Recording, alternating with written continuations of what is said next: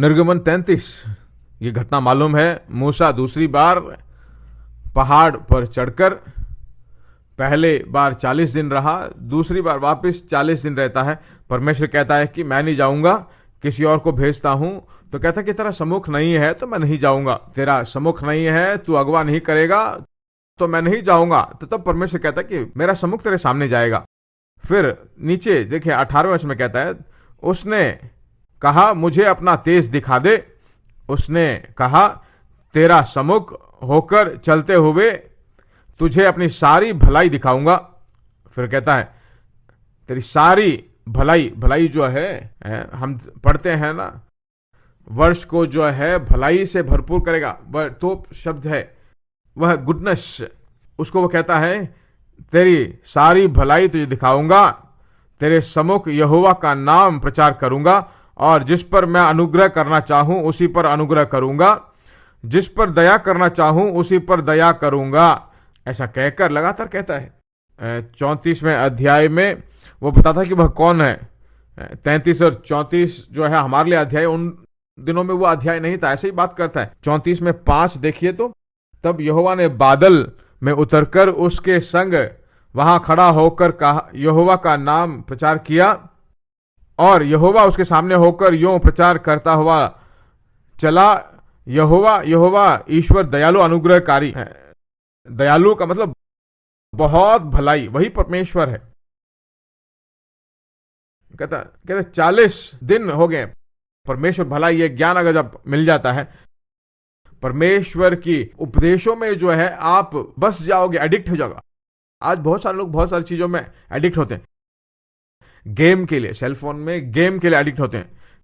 कहीं भी जाकर छुपा दो उसे, लेकर गेम खेलते। क्यों? क्योंकि वो एडिक्शन है। सिनेमा के एडिक्शन हो जाते हैं,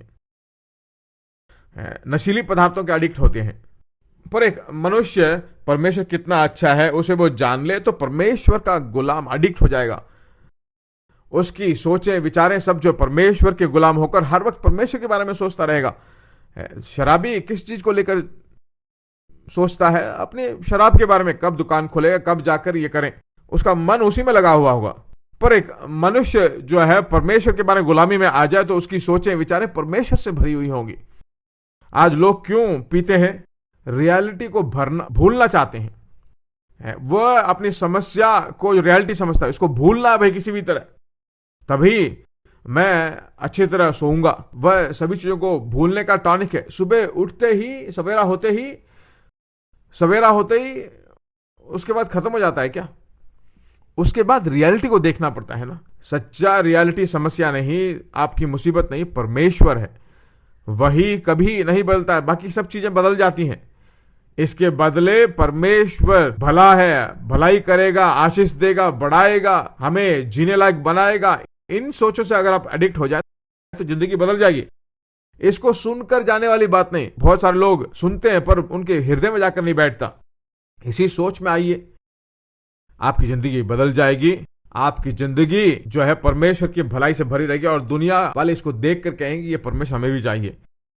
इसीलिए आपका हृदय, मन, विचारों में जो है ये सोच डालते हैं परमेश्वर भला है, क्योंकि वो भला है। मेरी जिंदगी जो है भलाई, अच्छा, बहुतायत भरी रहेगी। जिंदगी प्लेसेंट होना चाहिए। स्वर्ग में क्या झगड़े हैं? क्यों? परलोक परलोक की तरह है। परलोक में सिर्फ परमेश्वर है, परमेश्वर से भरा हुआ है स्वर्ग। वहां पर झगड़े, लड़ाइयां नहीं है। स्वर्ग जो परमेश्वर से भरा हुआ है। आपकी जिंदगी भी अगर परमेश्वर से भरी रहे तो झगड़े दूर हो जाएंगे। इसलिए यीशु ने कहा कि जैसे तेरी इच्छा स्वर्ग में होती है वैसे यहां पर भी पूरी हो। स्वर्ग में जो है सोने के सड़कों में जाते हैं, वहां रोना धोना नहीं है, दुख नहीं है। ठीक उसी तरह भूमि में जी सकते हैं।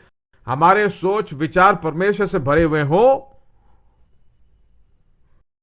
तो स्वर्ग जो है भूमि में आ जाएगा, भोजपुरी में आ जाएगा, परिपूर्ण रूप से आ जाएगा।